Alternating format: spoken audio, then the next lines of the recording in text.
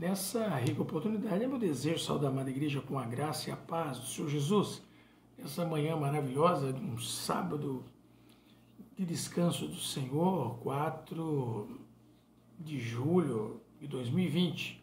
Nós estamos estudando o livro de Mateus, estamos no capítulo 9, versículo por versículo. Hoje iniciaremos na perícope do verso 35 a 38, dando um desfecho no capítulo 9 de Mateus. Mas antes eu gostaria de fazer um comentário a respeito da nossa leitura do verso 24, quando Jesus diz, 9:24, que a jovenzinha, ela não estava morta, mas dormia. Fiz o comentário que ele usou a palavra kateldei, e essa palavra só encontra uma vez na Bíblia, no livro de Mateus, e é quando ele vai dizer que ela dorme. Eu falei aqui que parece um estado de catalepsia, um coma profundo.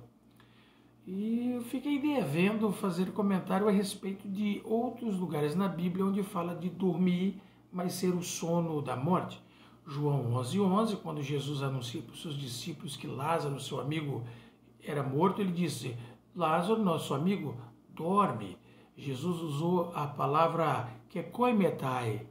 Essa palavra, kekoimetai, quer dizer dorme. Aí sim, um sono de morte, que é a mesma raiz da palavra que vai ser usada pelo apóstolo Paulo, 1 Tessalonicenses capítulo 4, versículo 13, quando ele diz: amado, eu não quero que vocês fiquem ignorantes a respeito dos que dormem. Quando ele vai falar do arrebatamento, aí ele usa kaimo menon, da mesma raiz, dorme, mas é dorme, sono de morte. O que a gente quer dizer com isso é porque tem muitas pessoas que são muito exigentes pela exegese das palavras que estão no grego ou no hebraico.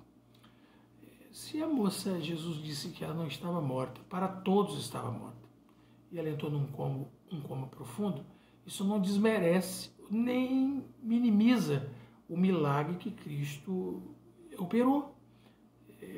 Ele tirou uma menina, uma mocinha, de um coma profundo, a operação de um milagre poderoso, maravilhoso. Então isso não minimiza ou diminui, ou a gente passar, outro diz que morreu, outro diz que morreu, mas quando Jesus falou dorme, esse dormir dele não era de morte, igual está lá em João 11:11, e muito menos em 1 Tessalonicenses 4:13, então não acredito nesse milagre, em hipótese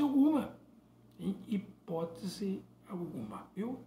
Que possamos confiar cada vez mais nos milagres maravilhosos de nosso Senhor e Salvador Jesus Cristo. Então nós vamos fazer a nossa leitura agora, a partir do versículo 35, é uma perícope onde muitos autores estudiosos, eles interligam esse finalzinho do capítulo 9 com o capítulo 10.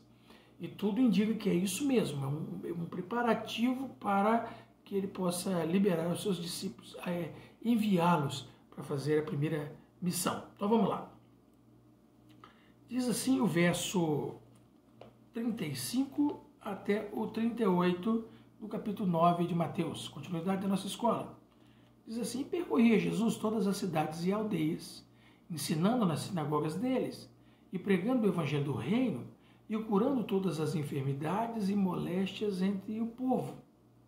E vendo a multidão, teve grande compaixão deles, porque andavam desgarrados e errantes como ovelhas que não têm pastor. Então disse aos seus discípulos: a seara é realmente grande, mas poucos são os ceifeiros. E complementa dizendo, verso 38, rogai, pois, ao Senhor da seara, que mande ceifeiros para a sua seara. Interessante que Jesus pregava na sinagoga deles, pregando o evangelho do reino, curando, sarando as enfermidades e as moléstias. Então, em determinado momento, ele teve uma grande compaixão para com aquele povo, né? A palavra aí é splanknizen, viu? Splanknizen, que quer dizer entranhas, vísceras. Então o amor, a compaixão de Jesus para com aqueles que ele anunciava foi imensa, poderosa. E ele então diz agora para os seus discípulos um problema. Ele diz, olha, a seara é realmente grande, mas são poucos os ceifeiros. Então agora mostra para eles uma oportunidade ímpar para a anunciação do reino, sarar, curar e renovar as pessoas. Mas eu acho interessante que ele chama a atenção dizendo que o povo andava desgarrado por não ter pastor. Eu fiz algumas anotações, mas como não ter pastor? Ele pregava nas sinagogas. A mocinha que ele ressuscitou, né, daquele coma, é a filha do Jairo, era um presidente, um príncipe de sinagoga, tinha quem ensinasse. O apóstolo Paulo, em outro lugar, vai dizer assim, em todo lugar tem quem pregue Moisés. Moisés é lido. Tem esses pastores nas sinagogas, tem o templo, tem os sacerdotes, o sumo sacerdote, os sacerdócios. O João é da 8ª ordem de Abias, como seu pai, o Zacarias. Como ele vai dizer que ele não tem pastores? Depois da experiência do cativeiro babilônico, eles desenvolveram a tradição oral escrita. Ele vai chamar depois de Talmud, que é a Mishnah e a Gemara, vai ser unido, então, é no nosso século II para III, mas isso já existia com eles tinham compilações, eles tinham anotado, eles tinham as escolas rabínicas, eles possuíam também, antes um pouco desse período, escolas de profetas. É que Jesus diz que não tem pastores. No tempo de Jesus, em Jerusalém, tinha 2 escolas fabulosas, de Shammai e de Hillel. Hillel é pai ou avô, dependendo de alguns, né, do Gamaliel, que Paulo diz, eu estudei aos pés de Gamaliel. A tradição oral era potente. As sinagogas eram congregações e tinham seus líderes. Tinha saduceus, que era da classe sacerdotal. Eles só usavam Pentateuco, tá? Para quem não sabe, os saduceus, que eram a nata do sacerdócio, eles só usavam o Pentateuco, os 5 primeiros livros da Bíblia, que chama de Torá. Tá certo? Eles usavam Gênesis, Êxodo, Levítico, Números e Deuteronômio, era o que eles usavam. Os fariseus, junto com os escribas, usavam os demais livros, tá certo? Que é a Bíblia hebraica, que chama de Tanakh, ou Tanakh, que é a Torá, Nubim, Ketubim, que é Torá, profetas e escritos. E os fariseus eram uma grande influência do populacho, e eles andavam ali coligados com os escribas, que eram os doutores da lei, defensores da doutrina, uma boa exegese e uma apresentação de hermenêutica para a sua época. Por que Jesus diz que eles andavam desgarrados, não tinham pastores? Porque os pastores daquela época ali, eles não tinham preocupação com o rebanho, as ovelhas de Deus, o rebanho de Cristo. Eles tinham preocupação com o lucro, com a vantagem, com o poder, com a autoridade de mandar e desmandar na vida do outro e decidir o que o outro deveria fazer, como deveria ser, ter o povo ali, leis rigorosas, que eles não tinham coragem. Jesus denunciou um dia de levantar aquele peso com um dedinho mínimo. Eram homens que não eram segundo o coração de Deus, não eram pastores para o povo de Deus, eles só queriam usufruir daquilo que existia na religiosidade, dominar sobre as pessoas, politicamente, religiosamente. Isso é um negócio tremendo, terrível. E isso perdura até os dias de hoje. Em Números, capítulo 27, diz assim, Números 27, versículo de número 17. Olha o que já estava enunciado lá atrás, 1000 e tantos anos antes de Jesus. Olha aí. 16, 17. O Senhor Deus dos espíritos de toda a carne ponha um homem sobre essa congregação, que saia diante deles e que entre diante deles e que os faça sair, os que faça entrar, para que a congregação do Senhor não seja como ovelhas que não têm pastor. Isso aí. O povo precisava de uma liderança que levasse a plenitude do conhecimento da palavra de Deus, da verdade de Deus, uma experiência com Deus. E estava faltando homens assim, estavam faltando pessoas assim, né? Então a gente entende que esses versos que a gente está lendo são uma transição para o capítulo 10, quer dizer, são transicionais. Eles fecham ali uma sessão que começa no capítulo 4 de Mateus, porque daqui a pouquinho Jesus vai enviar os discípulos dizendo: olha, vocês vão lá e vocês pregam o evangelho do reino, vocês curam os enfermos, vocês expulsam os demônios, ressuscitem aos mortos. Então aqui no capítulo 4 de Lucas, no versículo 23 diz assim: e percorria Jesus toda a Galileia, ensinando nas suas sinagogas e pregando o evangelho do reino e curando todas as enfermidades e moléstias entre o povo. Então começa-se o trabalho de Jesus e agora ele vai apresentar esse trabalho para que seus discípulos continuem, eles possam continuar, dar vazão ao trabalho que Jesus está iniciando ali com eles. Eles precisam dessa experiência. Eles precisam agora começar o papel, né? E o que Jesus está chamando a atenção aqui dessa situação é que a gênese do compromisso de Jesus com o trabalho pastoral é de acordo com a sua experiência das necessidades das pessoas.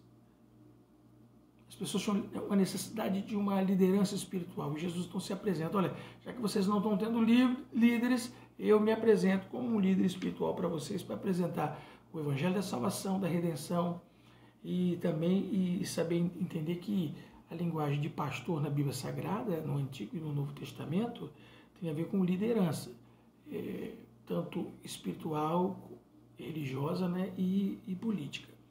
Fiz aqui algumas observações que eu gostaria de dividir com os irmãos. Deus fala sempre a homens avisados. Jesus vai pregar na sinagoga dos judeus. Eles, por séculos, eles já são avisados, eles têm conhecimento, eles têm, de uma forma ou de outra, eles têm uma experiência com Deus e têm uma experiência com o Espírito Santo de Deus para serem tocados. Isso aqui no livro de Jó fala, capítulo 33, fala assim, olha só, que coisa interessante. 33, 14. Antes, Deus fala uma e duas vezes, porém ninguém atenta para isso. Em sonho ou em visão de noite, quando cai o sono profundo entre os homens e adormece na cama. Então abre os ouvidos dos homens e lhes cela a sua instrução, para apartar o homem do seu desígnio e esconder o homem do homem a soberba, para desviar a sua alma da cova e a sua vida de passar pela espada. Então, de uma forma ou de outra, Deus avisa e fala. Esse povo tinha o contato com a lei de Moisés, com as outras leis, com a tradição oral, nas sinagogas, no templo, em Jerusalém, com as festas. Então, essas pessoas eram avisadas. Nós devemos notar que Jesus está pregando na região da Galileia, perto de Tiberíades, em Cafarnaum, a Galileia dos gentios. Então, são comunidades judaicas junto dos gentios. Eu estou fazendo essa observação que no capítulo 10 a gente vai perceber uma observação de Jesus a respeito do ministério dos seus discípulos a quem alcançar. Então, o pregador anuncia e lida com gente em cujos corações o Espírito Santo já tem operado de uma forma ou de outra. A gente vê com Jó e a gente vê a experiência desse povo. É uma obra grande e requer recursos espirituais e materiais de grande entusiasmo e de abnegação e paciência. Então é importante aquele que está à frente do trabalho pastoral saber que é necessário, que é quem tem o desejo, como diz o apóstolo Paulo, né? Quem quer o desejo episcopado, deseja uma coisa excelente, mas é necessário um empreendimento pessoal muito grande. Um serviço que deve ocupar os nossos corações.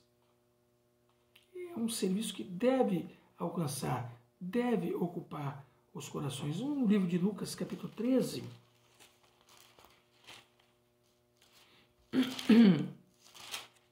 vai falar um pouco dessa compaixão de Jesus para alcançar as pessoas. Aqui no versículo 22.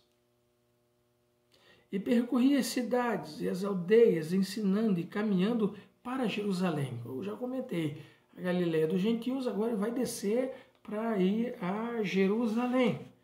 Aqui em Marcos, capítulo 6.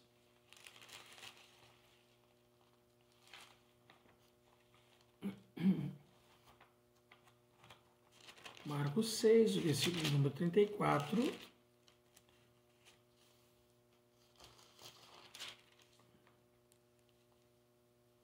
Diz assim: E Jesus, saindo, viu uma grande multidão e teve compaixão deles, porque eram como ovelhas que não têm pastor, e começou a ensinar-lhes muitas coisas. Então, o Sermão da Montanha é esse pontapé inicial. E tão importante quanto o Sermão da Montanha vai ser esse trabalho agora do ministério dos 12 apóstolos de Jesus. Por que ele teve compaixão? Ele teve compaixão porque Zacarias, no capítulo 10, também um outro profeta que vai falar a respeito de pastores, e a gente tem que compreender aqui, olha, Zacarias,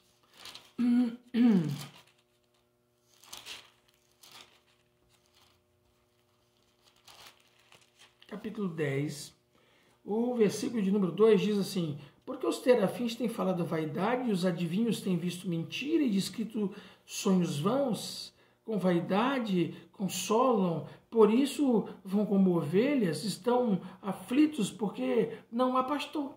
Há uma vaidade. Jesus ele denunciou muitas vezes que os fariseus eram hipócritas. Os saduceus se preocupavam com a política, fazendo conluio com os herodianos. Os fariseus com os escribas, eles queriam se sentir, procuravam os melhores lugares. Né? Nós já estudamos que eles tinham até cosmético para passar no rosto, para ficar bem claro que estava fazendo jejum. E quando davam os donativos e tudo, apoteoticamente, para que todos pudessem reconhecer, que homem santo é aquele ali, que homem religioso, importante a religiosidade desse sujeito, né? Desse indivíduo. E já lá no passado, como agora aqui no livro do profeta Ezequiel, como é que as coisas são denunciadas, como elas vão sendo apresentadas em Ezequiel capítulo 34.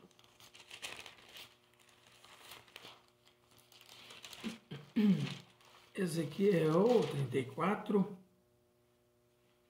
verso 5. Assim se espalharam por não haver pastor, e ficaram como o pasto de todas as feras do campo, porquanto se espalharam. As minhas ovelhas andam desgarradas por todos os montes e por todos os altos outeiros. Sim, as minhas ovelhas andam espalhadas por toda a face da terra, sem haver quem as procure, nem quem as busque. Portanto, ó pastores, ouvi a palavra do Senhor. Vivo eu, diz o Senhor Jeová, visto que as minhas ovelhas forem entregues à rapina e vieram a servir de pasto a todas as feras do campo, por falta de pastor, e os meus pastores não procuram as minhas ovelhas, pois se apacentam a si mesmo e não apacentam as minhas ovelhas. Portanto, ó pastores, ouvi a palavra do Senhor. Né? Aí ele vai dar uma declaração tremenda. Assim diz o Senhor Jeová: eis que eu estou contra os pastores, e demandarei as minhas ovelhas da sua mão, e eles deixarão de apacentar as ovelhas, e não se apacentarão mais a si mesmos. E livrarei as minhas ovelhas da sua boca, e lhes não servirão mais de pasto. Porque assim diz o Senhor Jeová: eis que eu mesmo procurarei as minhas ovelhas e as buscarei. E é isso que ele faz na pessoa do seu Filho, o Senhor Jesus, o seu enviado. Por isso que o significado tão importante do enviado, do apóstolo, daquele que foi enviado como o embaixador das boas novas. Quem vos recebe, recebe a mim, e quem recebe a mim, recebe aquele que me enviou. São palavras de Jesus. Então, é importante a gente entender e compreender isso aqui. E também nós temos outras partes da Bíblia, como o Jeremias 23 vai Deus chamar a atenção dos líderes. Aqui são os príncipes e também os sacerdotes. No tempo de Jesus, a mesma atenção. Ele vai falar com Nicodemos: tu és príncipe e não está entendendo o que eu estou falando, o que eu estou pregando, o que eu estou aqui anunciando para vocês. Então é importante a gente entender isso, compreender o que está se passando, por que Jesus está falando dessa maneira. Então ele apresentou um problema para os seus discípulos. Olha, a seara é grande, não tem pastor, vocês agora têm que ser liderança, têm que estar à frente deste trabalho. Então nós temos um problema muito grande. A seara é grande, mas poucos são os ceifeiros. Então vocês têm uma importante oportunidade, né? E agora ele vai dizer, olha, rogai, pois, ao Senhor, vamos orar a Deus, pedir ao Senhor da seara que mande ceifeiros para a sua seara. Os operários, né, têm necessidade permanente, porque o trabalho pastoral, ele é psiquicamente esgotante, mesmo quando não é fisicamente exigente. O trabalho pastoral, ele mexe com a psicologia da pessoa, o lado psicológico nosso. Então tem que ficar claro para nós isso. Eu coletei um comentário do comentário bíblico São Jerônimo. Ele diz assim, que o Rabi, na página 38, diz assim, a respeito do versículo 38 nosso, o Rabino Tarfon diz assim: o dia é curto, a tarefa é grande, os trabalhadores estão inativos, o salário é abundante e o mestre da casa é severo. Achei muito interessante. Tem lugar para estes versos que nós lemos aqui no capítulo 9, do 35 ao 38. A tarefa é grande, o dia é curto, muitos estão inativos, o salário é abundante, a vida eterna é o reino de Deus, ter um nome escrito no livro da vida do Cordeiro. E o mestre da casa, ele é severo. Por que ele é severo? Ele quis dizer que, por que ele é malvado? Não, é porque ele é justo e ele tem o seu rigor. Em Lucas capítulo 17, Lucas 17, diz assim, olha só.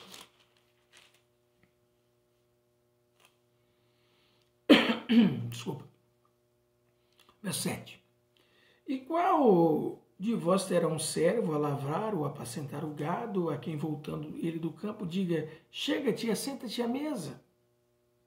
E não lhe diga antes: prepara-me a ceia, singe-te e serve-me até que tenha comido e bebido. Depois comerás e beberás tu. Quem é que tem um servo que está lá trabalhando, fazendo o trabalho dele, e agora quando chega ele fala assim: senta aqui na mesa, coma aqui que depois eu vou... Não, é o contrário. Ei, prepara a comida para mim, prepara tudo, traz para mim, eu vou comer, vou beber, e depois então você come e você bebe. E aí, porventura, dá graças ao tal servo porque fez o que lhe foi mandado? Isso é a palavra de Jesus, viu, gente? Ele diz assim, olha, creio que não. Jesus, creio que não. Assim também vós, quando fizerdes tudo o que vos for mandado, dizei: nós somos servos inúteis, porque fizemos somente o que deveríamos fazer. Então, esse moço aqui, o tal do Tarfon, ele está falando a respeito disso, é nesse sentido que ele está falando. Então, este ou aquele que deseja um ministério, o episcopado, deve saber que...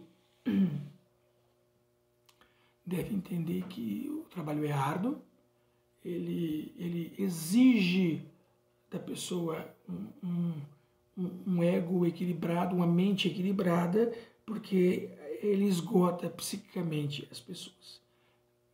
E a gente acaba, nesse trabalho, havendo alguns esgotamentos, mesmo que não seja exigido de nós uma desenvoltura física, mas mental, psicológica e emocional.